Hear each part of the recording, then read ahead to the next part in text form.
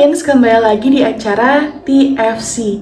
Dan pada saat ini kita akan bersama-sama merenungkan sebuah bagian dari buku Teens for Christ bersama dengan saya, Cynthia Juliana Kristianti.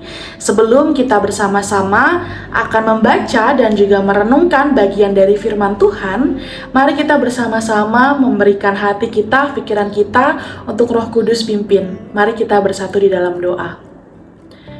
Tuhan, kami sungguh mengucap syukur ketika saat ini kami anak-anak Tuhan boleh kembali Tuhan sapa dengan kebenaran firman Tuhan.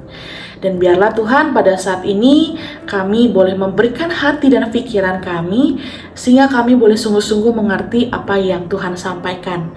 Kami begitu rindu untuk mendengarkan sabda Tuhan, kami begitu rindu untuk melakukan firman Tuhan di dalam kehidupan kami. Terima kasih ya Tuhan, kiranya Roh Kudus-Mu menaungi setiap dari kami, sehingga kami boleh sungguh-sungguh mengerti dan melakukannya di dalam kehidupan kami. Di dalam nama Tuhan kami, Yesus Kristus, kami berdoa. Amin. Teens, pada saat ini kita akan bersama-sama merenungkan sebuah bagian berjudul Allah tidak membeda-bedakan yang diambil dari Kisah Para Rasul pasal ke-10 ayat ke-24 sampai dengan ke-43. Nah, kita akan bersama-sama membahas sebuah tema yang begitu menarik dan juga dekat dengan kehidupan kita. Teens, pernah mendengar kata rasialisme atau rasisme di dalam kehidupan kita? Nah, rasisme adalah musuh yang telah mengancam kehidupan manusia sepanjang sejarah.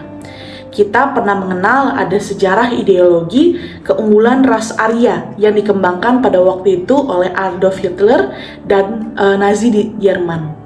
Dengan ideologi itu, mereka membasmi orang-orang yang dianggap tidak unggul rasnya, termasuk orang-orang Yahudi pada waktu itu. Di Afrika Selatan juga pernah dilakukan sebuah hal yang demikian. Pernah diterapkan sebuah politik bernama politik apartheid yang menganggap masyarakat kulit putih lebih tinggi derajatnya dibandingkan orang-orang berkulit hitam atau berwarna lain. Bahkan di Indonesia sendiri sering terjadi diskriminasi terhadap masyarakat etnis Tionghoa dan masyarakat Indonesia Timur. Orang Yahudi pada waktu itu dan waktu para rasul begitu ya, memiliki sikap yang rasialis atau rasisme seperti itu.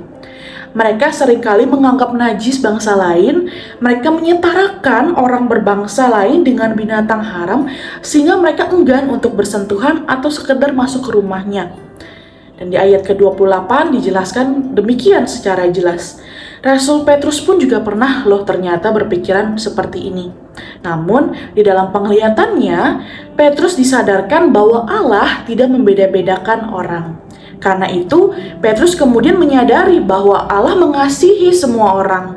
Ia pun bersedia lalu mengunjungi Cornelius, perwira pasukan Italia, dan masuk ke rumahnya. Di sini Petrus mengalami perubahan cara pandang. Ia yang tadinya menganggap najis orang berbangsa lain, kemudian menerima mereka sebagai sesama manusia. Nah, teens, coba bayangkan seandainya Petrus tidak mengalami perubahan cara pandang pada waktu itu dan tetap membeda-bedakan orang. Bagaimana Cornelius dan keluarganya dapat mendengar, menerima, dan percaya kepada Tuhan Yesus. Karena itu, kita patut bersyukur karena kita bukan orang Yahudi dan juga telah menerima kasih dan anugerah Allah dalam Kristus Yesus. Tugas kita sekarang adalah membagikan anugerah Allah itu kepada sesama kita yang berbeda suku, bangsa, budaya, dan bahasa juga status sosial. Karena Allah tidak membeda-bedakan dan mengasihi semua orang. Begitupun seharusnya kita sebagai anak-anak Tuhan. Inilah yang menjadi tugas dan juga perintah Tuhan di dalam kehidupan kita sebagai anak-anak remaja Tuhan dimanapun kita berada. Mari kita memohon kekuatan dari Tuhan untuk melakukan ini semua di dalam kehidupan kita. Mari kita berdoa. Tuhan, kami sungguh-sungguh mengucap syukur atas firman yang luar biasa yang Tuhan berikan kepada kami saat ini. Kami betul menyadari bahwa Tuhan sungguh mengasihi semua orang tanpa membeda-bedakan. Oleh karena itu, ajar kami ya Tuhan juga untuk selalu mengasihi semua orang tanpa membeda-bedakan. Dan biarlah kiranya melalui kami, remaja-remaja Tuhan, Tuhan boleh sungguh-sungguh menunjukkan kasih-Nya kepada siapapun.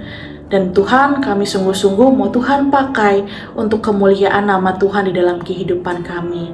Kiranya kami selalu Tuhan mampukan untuk hidup di dalam kebenaran dan kasih Tuhan.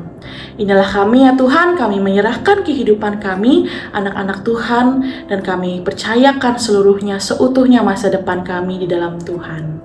Di dalam nama Tuhan kami, Yesus Kristus, kami berdoa. Amin. Selamat menjalani hari, selamat menjalani perintah Tuhan di dalam kehidupan kita, dan mari kita mengasihi setiap orang tanpa beda-bedakan. Tuhan Yesus memberkati.